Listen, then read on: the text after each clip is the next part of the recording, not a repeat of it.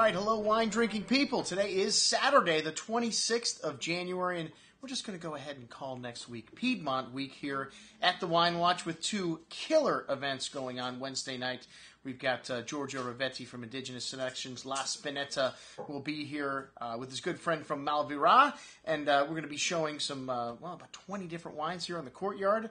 And then Friday night, we've got our vintage Barolo tasting going all the way back to the 64 vintage Giacomo Conterno. We have the 71 Giacomo Conterno. We got some other legendary wines like the 78 Red Label Reserve from Bruno Giacosa. Some killer stuff.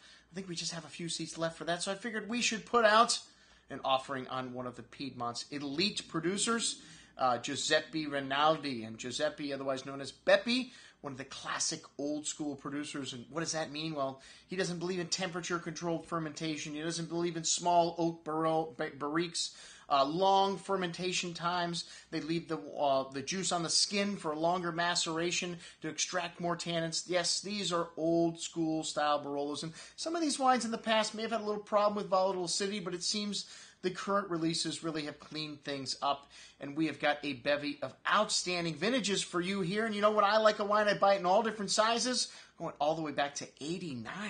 89, a fantastic vintage. We've got 2000, which was the Wine Spectator's 100-point vintage on this offering in Magnum and in 750 size. Magnum is the best size to hold on to if you want to age your wine further in the cellar. And you know, Nebbiolo, one of the longest-lived wines there is.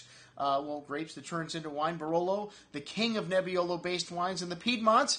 And, this is a producer that makes, a couple different wines. He makes a Canubi. He makes a wine called Brunate-Le Coste. He used to make a wine called Brunate, and in 1993 they changed that label to include about 80%, 80-20 Brunate and Le Coste. So we just combined those two crews together. And as I mentioned before, some outstanding vintages on the table. The current release, 2008, a classic vintage in the Piedmont, one that you want to hold on to for another 8 or 10 years. So we've got selections on this offering to drink today, like the 2000, or the one bottle of 89 that we've got hanging out here, or we've got wines that you can hold on to for 10 or 20 years in your cellar. Like the new releases, the 07, a very good vintage. We have 06, we skipped 05 for some reason. We have 04, 2001, like I said, this 2000, and a single bottle of 89 for someone that's thirsty for some old Barolo from a classic producer, Giuseppe Rinaldi. One of my favorite producers. Check it out, everything we've got to offer from this legendary producer in the Piedmont.